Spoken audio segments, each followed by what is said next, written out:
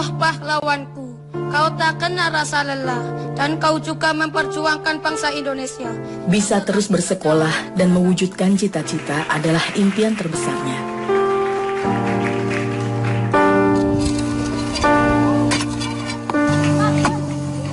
Namun sakit keras yang menyerang ayahnya selama 4 tahun membuatnya harus merelakan waktu belajar dan bermainnya untuk membantu orang tua berjuang menjemput rezeki dari Sang Maha Pemberi. Meski terancam biaya, ia terus bulatkan tekad untuk bisa meneruskan sekolahnya sambil berbakti pada ayah dan ibunya. Karena ibu sakit-sakit terkasihan, cuci piring, nyapu, kodok wedang, marut kunir, ngupasin kunir, jahit. Namun semangatnya takkan pernah pudar hingga Tuhan kan berikan jalan.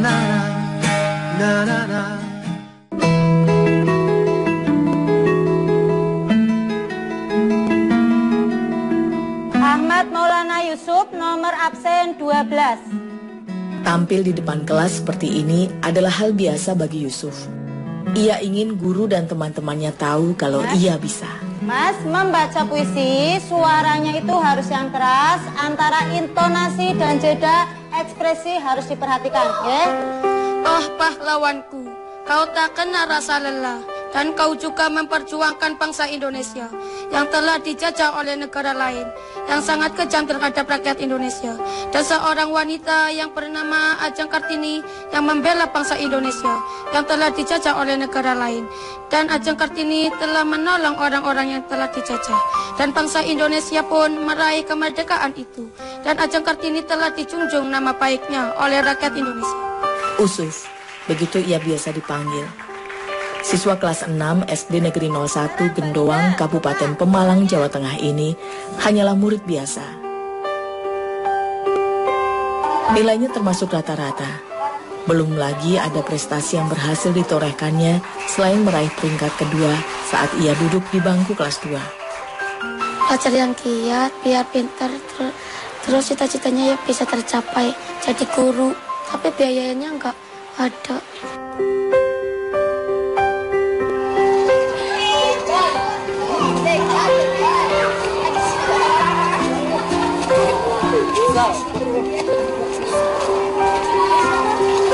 Sepulang sekolah, Usuf harus berjalan kaki untuk kembali ke rumah. Jarak antara sekolah dengan rumahnya memang tak terlalu jauh. Hanya dalam waktu 15 menit saja ia akan sampai. Meski begitu, Usuf seringkali merasakan sakit saat melangkahkan kakinya. Satu-satunya sepasang sepatu sekolah yang ia miliki ini memang sudah hampir lagi tak mampu menopang langkah kakinya. Terkadang ia bahkan memilih untuk tidak beralaskan kaki agar kakinya ini bisa lebih nyaman berjalan. Kepenginnya sih beli, sudah robek, tapi nggak punya uang. Mamanya nggak mampu, hasilnya nggak nyukupi. Assalamualaikum. Waalaikumsalam. Baljang. Pun. Usuf hanya bisa bersabar untuk bisa memiliki sepatu baru. Anak kelima dari 7 bersaudara ini sangat mengerti himpitan ekonomi yang tengah dihadapi orang tuanya.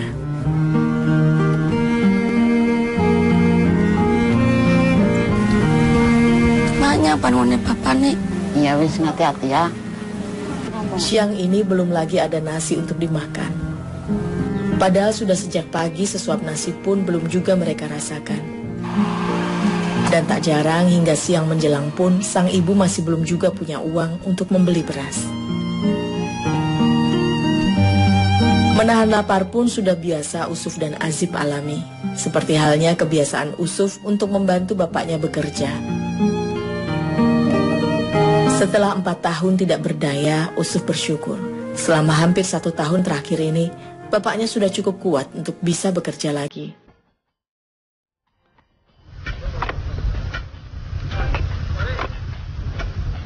Pak, tak rebang ya Pak. Ya, sing hati-hati aja ya. Nggak wani sing cilik-cilik baik, nggak wani mana. Alun-alunan. Hati-hati, Jang.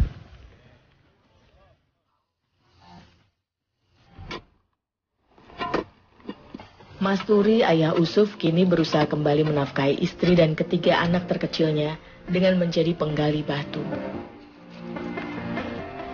Menggali batu seorang diri dilakukannya setiap hari, mulai pukul 7 pagi hingga menjelang sore hari. Boleh dikatakan kasih makan saya itu istri sama anak. Saya cuma di rumah sakit, di rumah cuma hanya nangis. Sakit yang diderita Masturi menyerang lambung hingga syaraf di kepalanya. Selama 4 tahun lamanya, ia hanya bisa terkulai lemah tak berdaya di atas ranjang.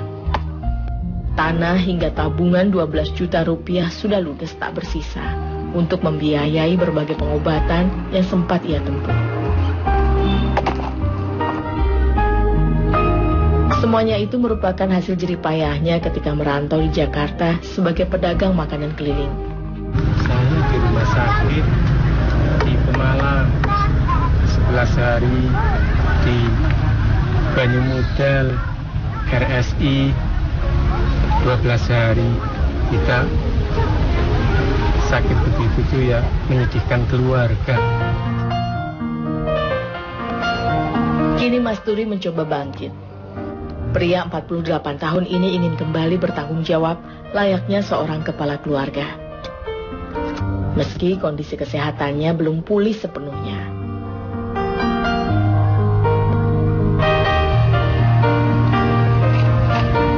Dalam hati terkecilnya, Masturi sesungguhnya tidak tega melihat anak-anak lelakinya ini ikut membantunya bekerja. Walaupun uluran tangan mereka terasa sangat meringankan beban kerjanya. Yang terutamakan saya anak sekolah, maka saya itu pesan sama anak sekolah kalau ndak misalnya ada ongkosnya juga berangkat. Batu-batu hasil galian ayah Usuf ini adalah jenis batu darat. Di daerah dataran tinggi Kabupaten Pemalang, batu ini dikenal dengan sebutan batu bangkong. Batu bangkong lazim digunakan sebagai bahan bangunan maupun bahan urukan. Ukuran besar atau kecilnya batu bangkong akan menentukan kualitasnya. Semakin besar ukuran batu, maka kualitasnya pun akan semakin baik. Menggali batu bangkong bisa dilakukan dengan menggunakan perpaduan bermacam-macam alat gali. Seperti cangkul, linggis, pahat, hingga bodem atau palu besar. Penggunaan alat ini menyesuaikan dengan posisi batu saat ditemukan.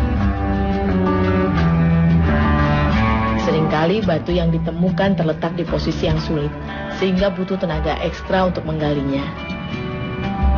Tak jarang Masturi pun harus menahan sakit pada lambung dan kepalanya yang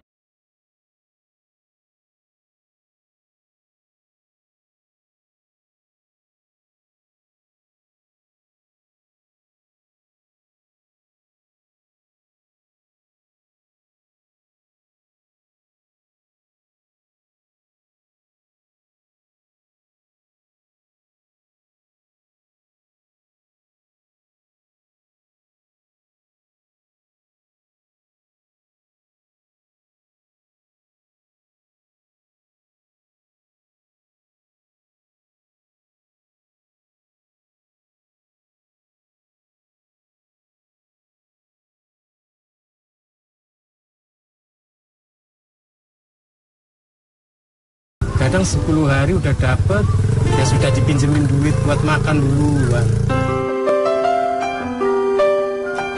ayah Usuf tak pernah menerima pendapatan secara utuh. Jumlah Rp150.000 itu masih harus terpotong untuk membayar hutang pada sang juragan pengepul batu. Hutangnya itu bisa mencapai Rp40 hingga Rp60.000 yang biasa ia gunakan untuk menutupi biaya makan sehari-hari istri dan anak-anaknya.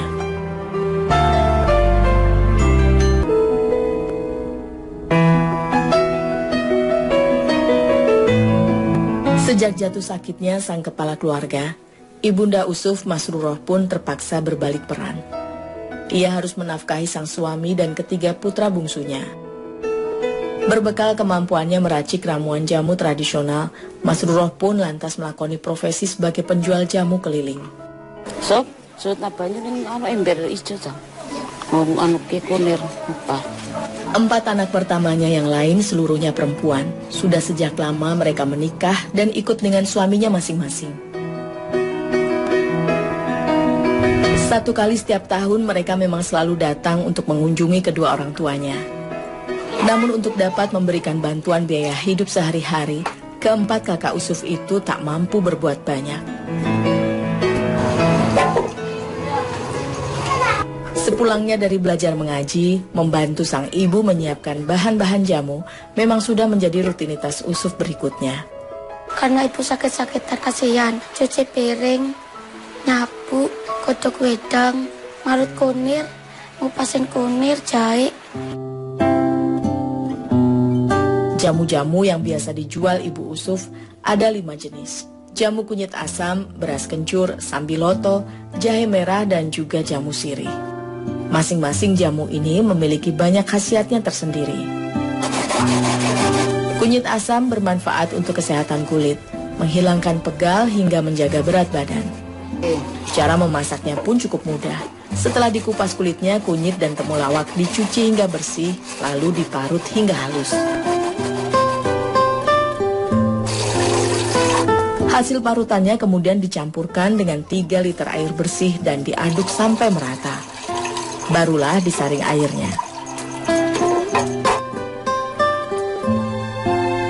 Selanjutnya, air hasil saringan ditambahkan asam sambil terus diaduk sampai tercampur merata.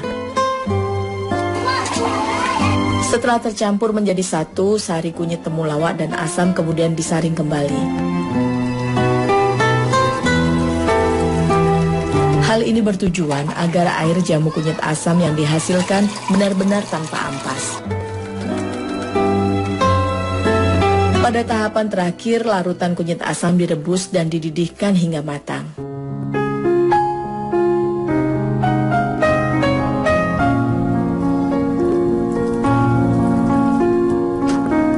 Selain kunyit asam, jamu lain yang banyak diminati adalah jamu sirih. Untuk memasaknya, 20 lembar daun sirih yang sudah dicuci bersih ini direbus dengan 3 liter air.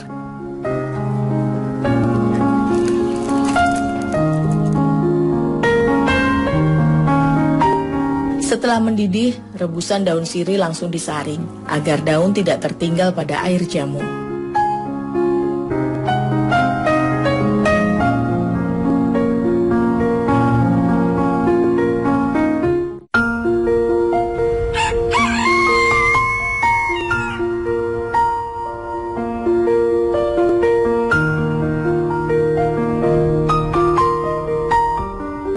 Di saat sebagian orang masih tertidur lelap, pagi-pagi buta selepas ibadah subuh, Mas Ruroh sudah bersiap untuk menjajakan jamu-jamu buatannya ini.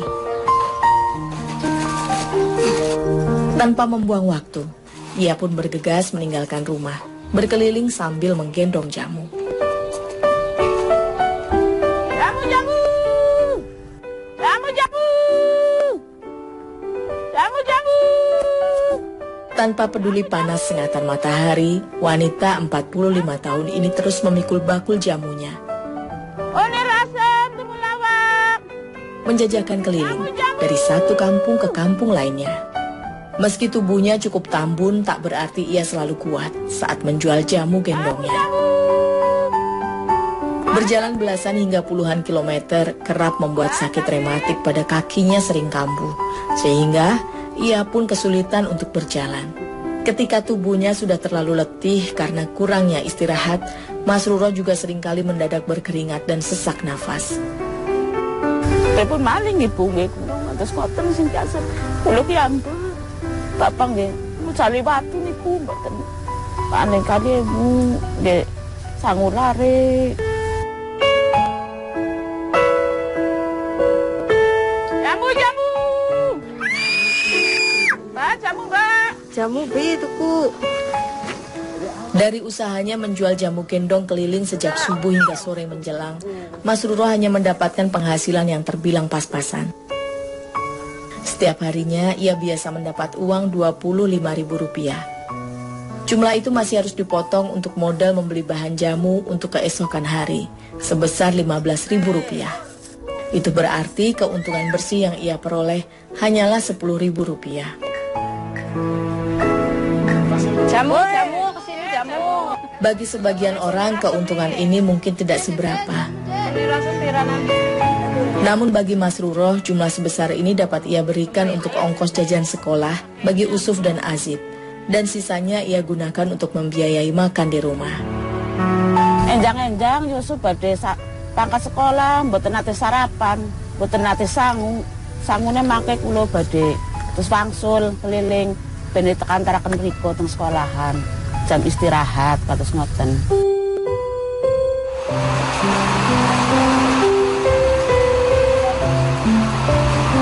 Di rumah inilah Usuf tinggal bersama kedua orang tua dan kedua adiknya. Rumah warisan kakeknya ini memang telah dibangun dengan pasir dan semen.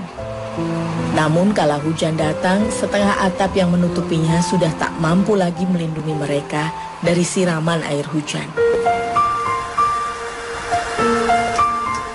Penghasilan ayahnya dari menggali batu ditambah ibunya dari berjualan jamu belum pernah cukup untuk menafkahi keluarga Usuf. Demi 5 perut yang harus terisi, utang pun seringkali tak dapat terhindari. Beruntung, Mas Turi sang ayah juga memiliki keahlian sebagai tukang kayu. Tepat sebulan yang lalu, ia diminta untuk membuat gerobak dagang makanan.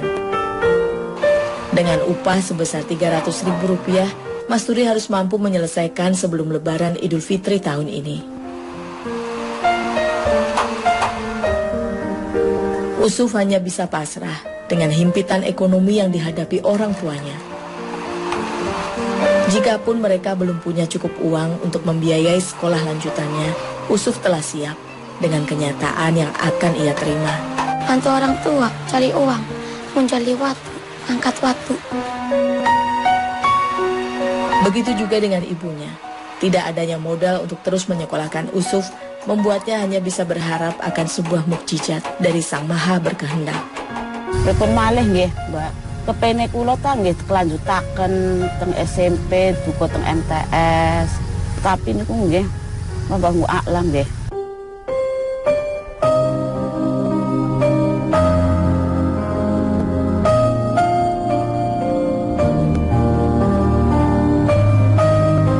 Tak ada yang tak mungkin di dunia ini. Meski harus terkendala biaya, tekad Usuf sangatlah kuat untuk bisa terus melanjutkan sekolah demi menggapai cita-citanya. Usuf telah membaktikan dirinya kepada kedua orang tuanya. Tak ada satupun pamrih yang ia harapkan selain kesehatan dan kekuatan untuk ayah dan ibunya. Semoga saja Tuhan mau menjawab doa-doanya.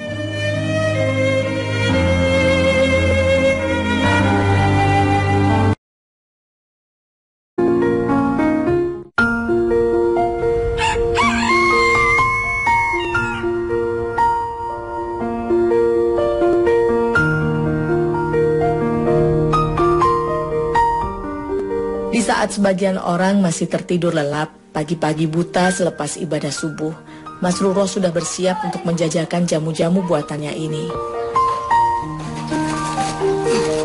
Tanpa membuang waktu, ia pun bergegas meninggalkan rumah, berkeliling sambil menggendong jamu.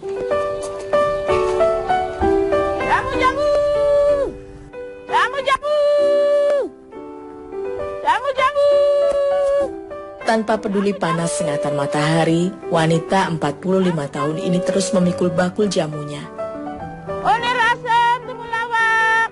Menjajakan keliling dari satu kampung ke kampung lainnya.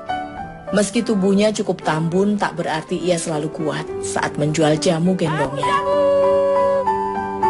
Berjalan belasan hingga puluhan kilometer kerap membuat sakit rematik pada kakinya sering kambuh, sehingga ia pun kesulitan untuk berjalan.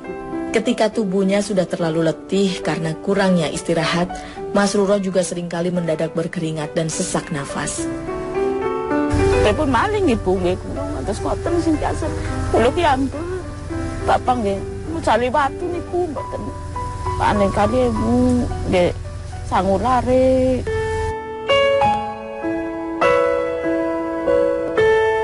Jamu. Mbak, jamu, Mbak. Jamu B tuku.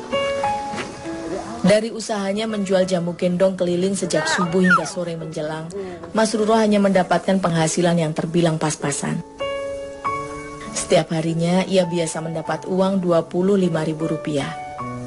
Jumlah itu masih harus dipotong untuk modal membeli bahan jamu untuk keesokan hari, sebesar Rp15.000. Itu berarti keuntungan bersih yang ia peroleh hanyalah Rp10.000. Jamu, kesini jamu. Bagi sebagian orang, keuntungan ini mungkin tidak seberapa. Namun bagi Mas Ruro, jumlah sebesar ini dapat ia berikan untuk ongkos jajan sekolah bagi Usuf dan Azib. Dan sisanya ia gunakan untuk membiayai makan di rumah. Enjang-enjang Yusuf badhe pangkat sekolah, mboten nate sarapan, mboten nate sangu. Sangune mangke kula badhe terus wangsul keliling ben tekan-teraken mriku teng sekolahan. Jam istirahat kados ngoten.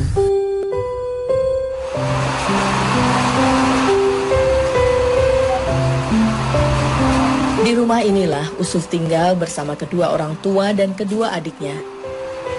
Rumah warisan kakeknya ini memang telah dibangun dengan pasir dan semen. Namun kala hujan datang, setengah atap yang menutupinya sudah tak mampu lagi melindungi mereka dari siraman air hujan. Terkadang ia bahkan memilih untuk tidak beralaskan kaki agar kakinya ini bisa lebih nyaman berjalan. Pengennya sih beli, sudah robek, tapi nggak punya uang. Mamanya nggak mampu, hasilnya nggak nyukupi. Assalamualaikum. Waalaikumsalam. Balik jam. Pun, Usuf hanya bisa bersabar untuk bisa memiliki sepatu baru. Anak kelima dari 7 bersaudara ini sangat mengerti himpitan ekonomi yang tengah dihadapi orang tuanya.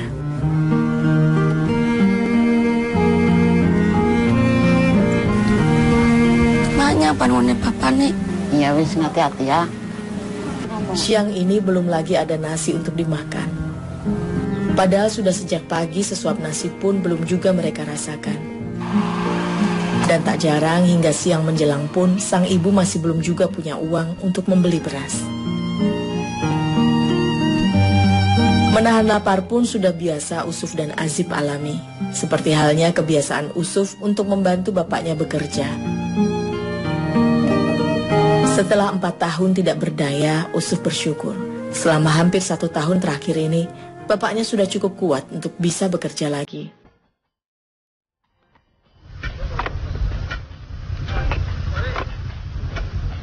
Pak, tak rewang ya Pak.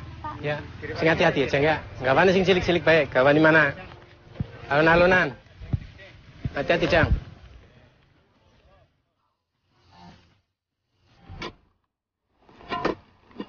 Mas Turi, ayah Usuf, kini berusaha kembali menafkahi istri dan ketiga anak terkecilnya dengan menjadi penggali batu.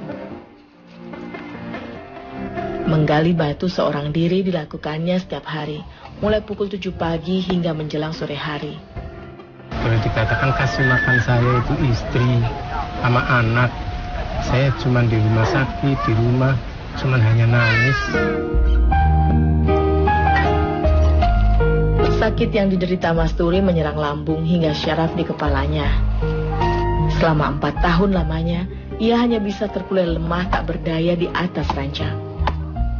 Tanah hingga tabungan 12 juta rupiah sudah ludes tak bersisa untuk membiayai berbagai pengobatan yang sempat ia tempuh.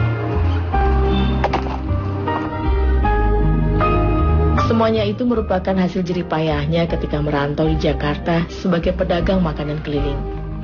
Saya di rumah sakit di Pemalang 11 hari, di Banyumodal RSI 12 hari. Kita sakit begitu tuh ya menyedihkan keluarga. Kini Mas Turi mencoba bangkit. Pria 48 tahun ini ingin kembali bertanggung jawab layaknya seorang kepala keluarga. meski kondisi kesehatannya belum pulih sepenuhnya.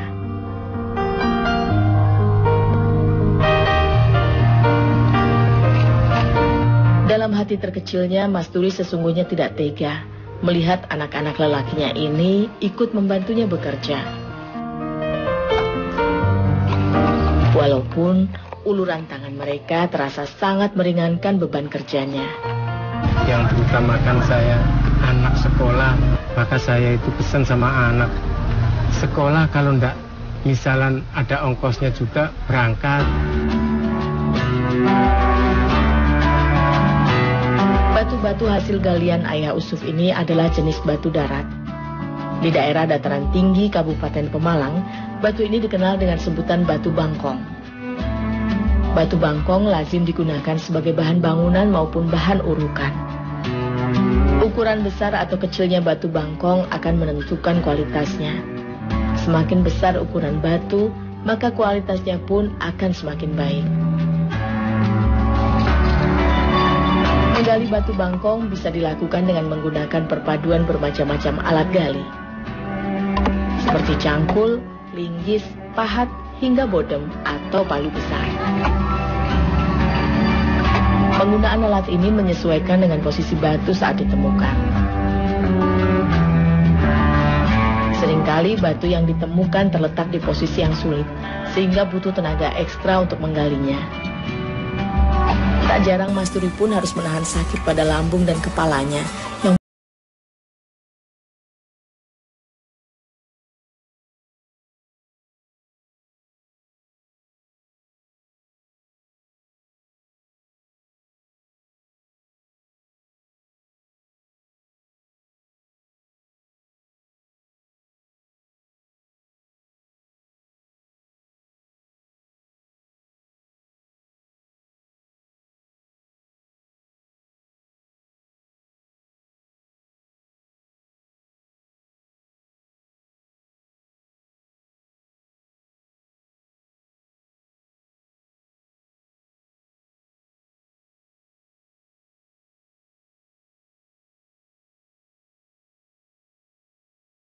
kadang 10 hari udah dapet, ya sudah dipinjemin duit buat makan duluan. Ayah Usuf tak pernah menerima pendapatan secara utuh. Jumlah Rp150.000 itu masih harus terpotong untuk membayar hutang pada sang juragan pengepul batu. Hutangnya itu bisa mencapai Rp40 hingga Rp60.000 yang biasa ia gunakan untuk menutupi biaya makan sehari-hari istri dan anak-anaknya.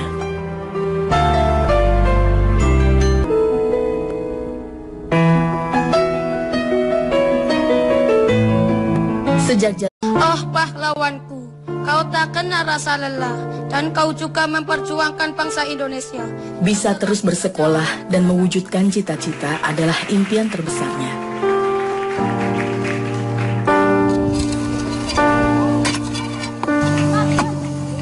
Namun sakit keras yang menyerang ayahnya selama 4 tahun membuatnya harus merelakan waktu belajar dan bermainnya untuk membantu orang tua berjuang menjemput rezeki dari Sang Maha Pemberi. Meski terancam biaya, ia terus bulatkan tekad untuk bisa meneruskan sekolahnya sambil berbakti pada ayah dan ibunya. Karena ibu sakit-sakit kasihan, cuci piring, nyapu, kodok wedang, marut kunir, ngupasin kunir, jahit. Namun semangatnya takkan pernah pudar hingga Tuhan kan berikan jalan.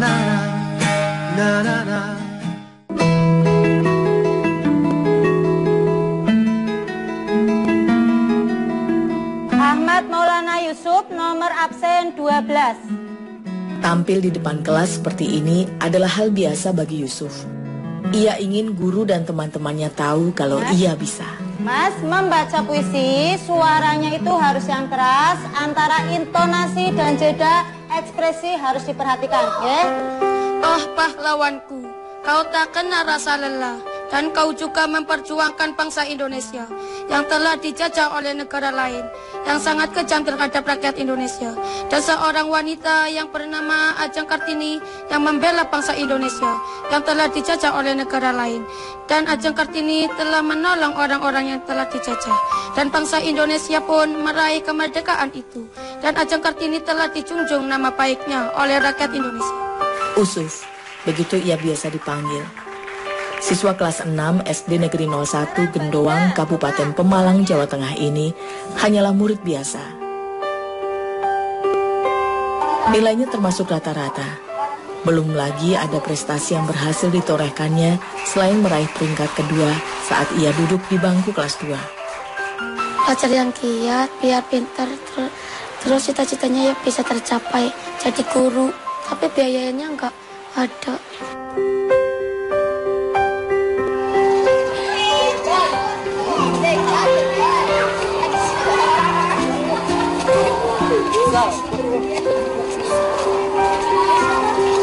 Sepulang sekolah, Usuf harus berjalan kaki untuk kembali ke rumah. Jarak antara sekolah dengan rumahnya memang tak terlalu jauh. Hanya dalam waktu 15 menit saja ia akan sampai. Meski begitu, Usuf seringkali merasakan sakit saat melangkahkan kakinya. Satu-satunya sepasang sepatu sekolah yang ia miliki ini memang sudah hampir lagi tak mampu menopang langkah kaki. Itu sakitnya sang kepala keluarga, Ibunda Usuf, Masruroh pun terpaksa berbalik peran. Ia harus menafkahi sang suami dan ketiga putra bungsunya. Berbekal kemampuannya meracik ramuan jamu tradisional, Masruroh pun lantas melakoni profesi sebagai penjual jamu keliling. Sob, nabanya ning ember ijo ta. Anu ke kunir apa. 4 anak pertamanya yang lain seluruhnya perempuan. Sudah sejak lama mereka menikah dan ikut dengan suaminya masing-masing. Satu kali setiap tahun mereka memang selalu datang untuk mengunjungi kedua orang tuanya. Namun untuk dapat memberikan bantuan biaya hidup sehari-hari, keempat kakak Usuf itu tak mampu berbuat banyak. Sepulangnya dari belajar mengaji, membantu sang ibu menyiapkan bahan-bahan jamu memang sudah menjadi rutinitas Usuf berikutnya. Karena ibu sakit-sakitan kasihan, cuci piring, nyapu, godok wedang, marut kunir, ngupasin kunir, jahit. Jamu-jamu yang biasa dijual Ibu Usuf ada 5 jenis. Jamu kunyit asam, beras kencur, sambiloto, jahe merah, dan juga jamu sirih. Masing-masing jamu ini memiliki banyak khasiatnya tersendiri. Kunyit asam bermanfaat untuk kesehatan kulit, menghilangkan pegal hingga menjaga berat badan. Cara memasaknya pun cukup mudah. Setelah dikupas kulitnya, kunyit dan temulawak dicuci hingga bersih, lalu diparut hingga halus. Hasil parutannya kemudian dicampurkan dengan 3 liter air bersih dan diaduk sampai merata. Barulah disaring airnya. Selanjutnya, air hasil saringan ditambahkan asam sambil terus diaduk sampai tercampur merata. Setelah tercampur menjadi satu, sari kunyit temulawak dan asam kemudian disaring kembali. Hal ini bertujuan agar air jamu kunyit asam yang dihasilkan benar-benar tanpa ampas. Pada tahapan terakhir, larutan kunyit asam direbus dan dididihkan hingga matang.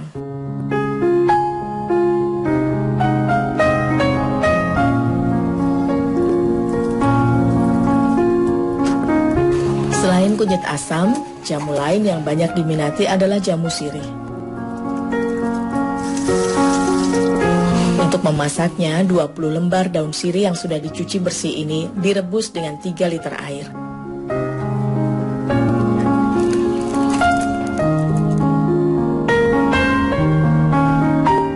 Setelah mendidih, rebusan daun sirih langsung disaring agar daun tidak tertinggal pada air jamu.